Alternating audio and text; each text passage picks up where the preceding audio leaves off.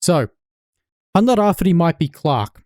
That is the lass you see on your screen right now, and if you weren't aware of who she is, well, she is the poster child for the Māori Revolution, as Te Pāti Māori would have it. She is the, young Te Pāti Māori MP who famously ripped up the Treaty Principles Bill and hadn't threw a tantrum along with the rest of the party for no real reason. Well, actually, there was a good reason, and it's similar to why she's in the US right now, or why she did this photo.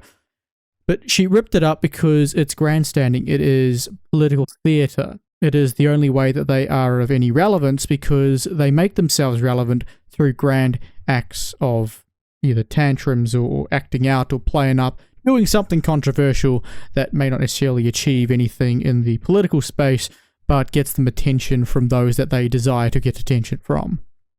And so when she's in New Zealand, she likes to put on her red beret and pretend to be some little Māori revolutionary.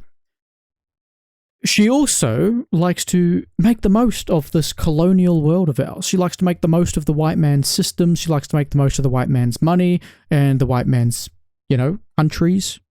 She likes to make the most of arguably the most successful colonial nation in the world, or colonial creation in the world, and that is being the United States. None of the issues that she talks about here in New Zealand at home stopped her from putting on what I would presume is a designer dress, posing for a photo op in the US, and absolutely loving her little holiday. When was the last time you as a New Zealander got to go overseas because you're this awesome, young, strong wahine who gets to put on a designer dress for a photo op? When was the last time you as an average New Zealander got to do that? Especially a Māori New Zealander who are apparently oppressed in this country. She, on the daily, or whenever she does speak on matters of politics in New Zealand, will act like people like her cannot get ahead. People like her cannot do what she's doing in this image. That's the whole basis of her movement, that Māori are prevented from any form of self-determination when she has self-determinated herself to a photo op in a designer dress in the US. Okay, I thought that wasn't possible for you anymore because you're Māori. I thought the white man was strictly preventing you from doing this.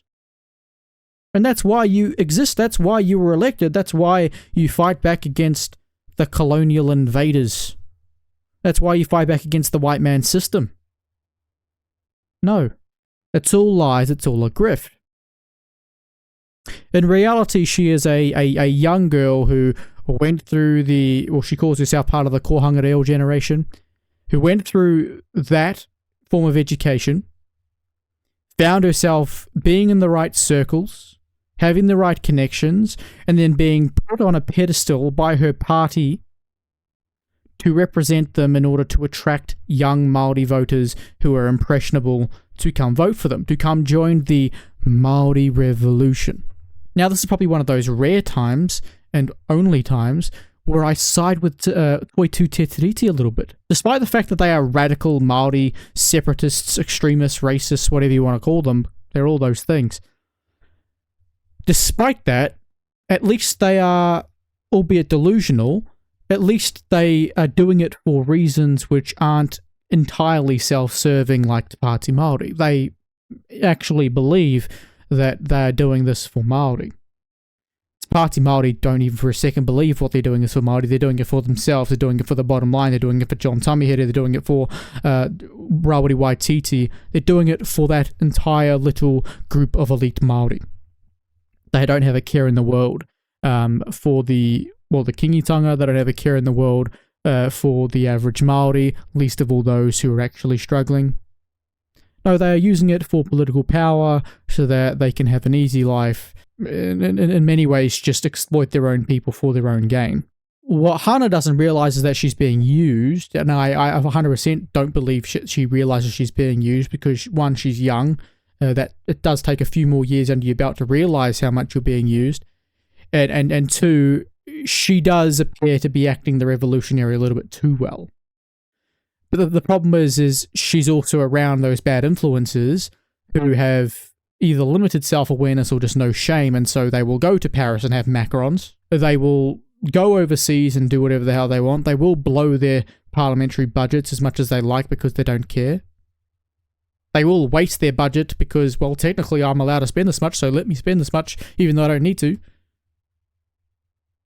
She's around all those bad influences, and so whether or not she's actually ideologically committed to the cause or not, she is acting just like every one of those grifters in that party. Now, do I think that the likes of Eru Kapakingi from Toitu Te Tiriti, if they had access to the exact same resources, that they would do the exact same thing? Of course I do. Of course I do. But at least he's ideologically committed to the cause. But that brings me to the broader point. Is there is nothing authentic about Te Pāti Māori. There is very little authentic about Handarawhiri Maipi Clark. I mean, just look at her. This is the least authentic thing you've ever seen from a so-called Indigenous rights activist. She is behaving and presenting herself in every way that the people that she supposedly pushes back against do. She is playing the part of, quite frankly, a white Instagram model. Or a colonized Instagram model. This is how the Māori wahine who have lost their way aren't in touch with their roots and who are completely encaptured by this white man's world behave. Or so she would have you think, because that's the way her ideology works. Like, naturally, on principled level, I have no issue with her behaving like this, because this is how normal people behave when they're given the opportunity to behave this way, right? But she's not a normal person because she platforms herself as some kind of Indigenous rights activist within the, well, I like to label the Māori rebellion in New Zealand, despite the fact that Te Pāti Māori aren't going to do anything of the sort. But that's what she is. She's at the forefront of the Māori rebellion, the Māori revolution, more specifically. But she's acting like she could be from the other side. That's not a way you win. That's not a way that you attract your desired voter base, or those that you're trying to appeal to. Or maybe it is, because a lot of the people that she's trying to appeal to may look at this behavior and be like, this is what the colonizers are preventing us from doing. The only reason she's able to stand in the US like that with that photo op wearing that designer dress is because she's managed to reassert her tino rangatiratanga in her life, and so now she's reclaimed her Māori sovereignty and she's able to do these things.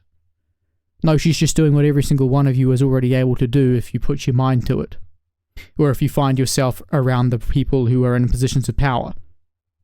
And in this case, Te Pāti Māori are in a position of power, and as a result, Handarawhiri Maipi Clark's in this position.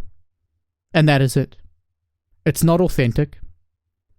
She might be being herself in this image, because she's just a, young woman who probably has too high of an opinion of herself. And she's taking the most, or making the most of, opportunities to see parts of the world and do things that most people don't get the opportunity to do. And I don't envy that. I don't begrudge her for that. I do, however, see it as contradictory to what she supposedly stands for. Te Pāti Māori can have it both ways. It just means that they've got no credibility. And so she's welcome to continue doing this, because every single time she does, it proves that she does not actually stand for what she claims she does. It proves that every single person voting for her and her party are fools, quite frankly. That they don't look beyond the rhetoric. They don't look at the actions. They don't look at the behaviour. They don't look at the reality. They just listen to the rhetoric and say, yeah, that's a bit of me. Well, that being a bit of you doesn't mean jack. Because what these people are doing are using you for political power. And they could not care less about your quality of life.